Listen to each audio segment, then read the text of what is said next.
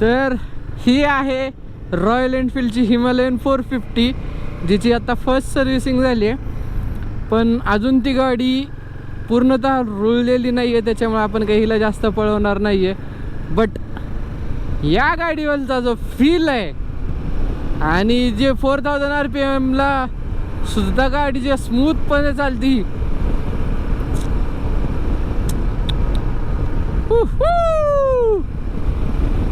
आणि माझ्या आयुष्यातली पहिली 6 स्पीड गाडी, 6 गिअर असलेली गाडी रॉयल एनफिल्डची मी चालवतोय. म्हणजे स्पीड 400ला पण आहेत 6 गिअर, पण रॉयल एनफिल्डच्या पहिल्या गाडी जी ही पहिली गाडी माझ्यासाठीची बरं का, ज्याला 6 गिअर आहेत. आता आत्तापर्यंत रॉयल एनफिल्ड 5 गिअरच्याच गाड्यामध्ये हे करत होता.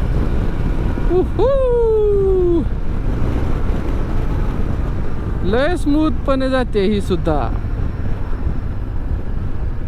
मला तिच्यावरून हिच्यावर थोडंसं चेंज व्हायला. आता 71चाच फ्युल्स पूर्णपणे संपले, आता 71 किलोमीटरच राहिले.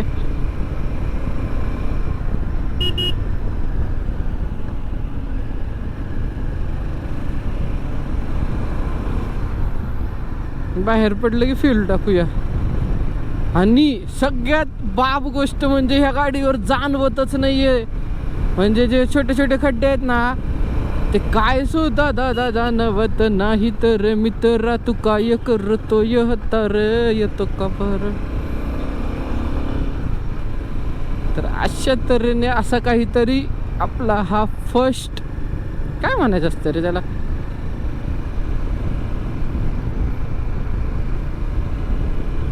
माझा हा रॉयल एनफिल्डचा पहिला एक्सपिरियन्स अशा तऱ्हेने. ही म्हणजे हिमालयन 450चा हा माझ्यासाठीचा फर्स्ट एक्सपिरियन्स तुम्ही म्हणू शकता.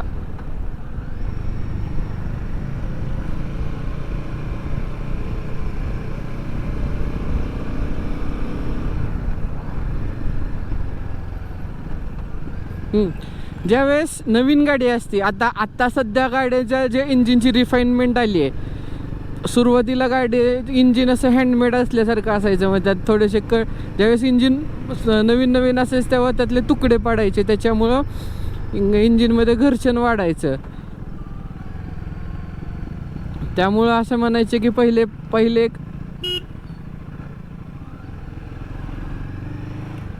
1000 किलोमीटरपर्यंत गाडी इंजिन जास्त रेव करायचं नाही आहे.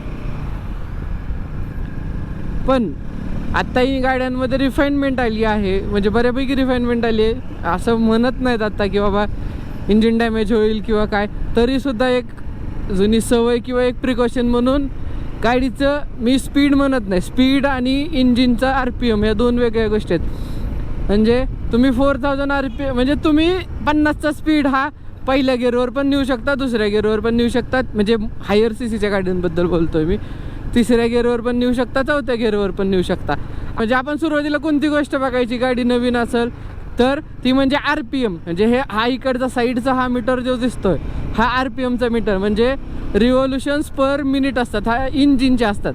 म्हणजे 1 2 3 × 1000, म्हणजे आता 3 आहे म्हणजे 3000 RPMला गाडी आहे, 4000 RPMला गाडी आहे. म्हणजे इंजिनचा जो स्पीड आहे, इंजिनचा जो स्पीड आहे तो 3000 4000 RPMला आहे. म्हणजे आता मी 4000 RPMच्या वर गाडी शक्यतो नेत नाही, कारण नवीन असल्यामुळं तेवढी काळजी घेतो. असं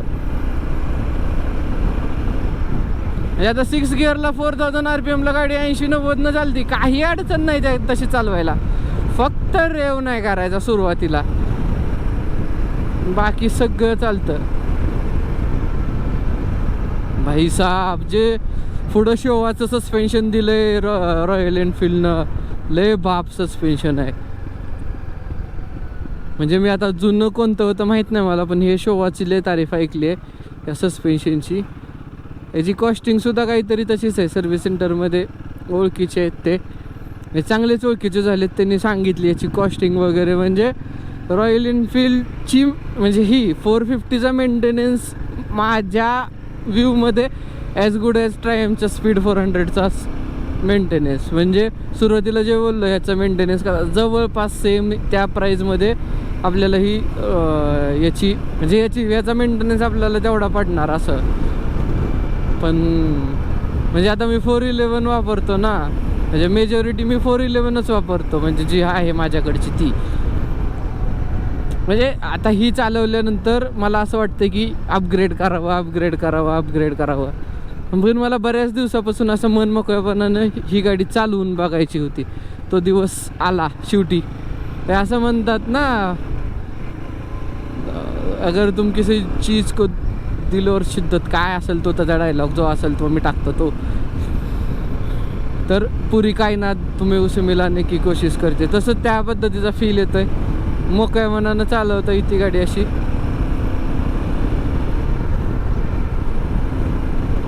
बाई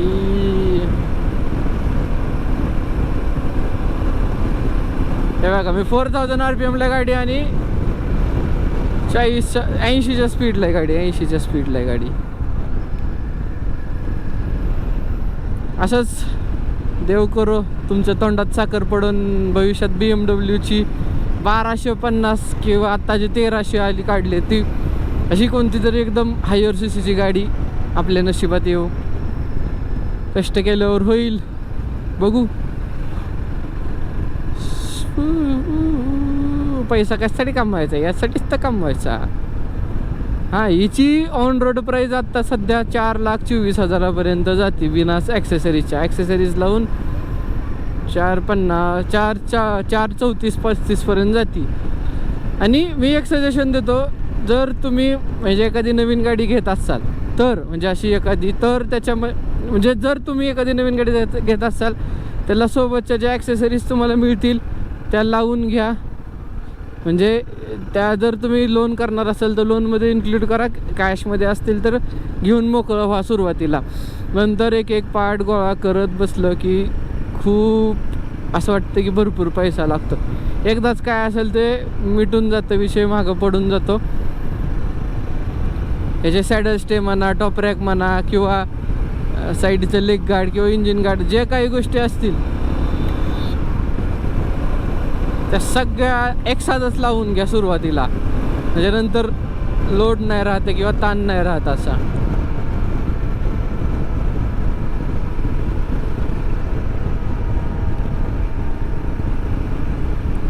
आणि याच्यामध्ये बऱ्याचशा फायबरच्या गोष्टी वापरल्यात. रॉयल एनफिल्डनं वेट कमी केलं, याचं वेट 196 किलो आहे. आणि जी जुनी गाडी आहे म्हणजे 411 आहे, तिचं वेट आहे 199 kg, म्हणजे 199 किलो. म्हणजे 3 किलोनं ही गाडी दिसायला मोठी असून सुद्धा बारीक आहे, कारण याच्यामध्ये मेटल पार्ट्स कमी वापरलेत.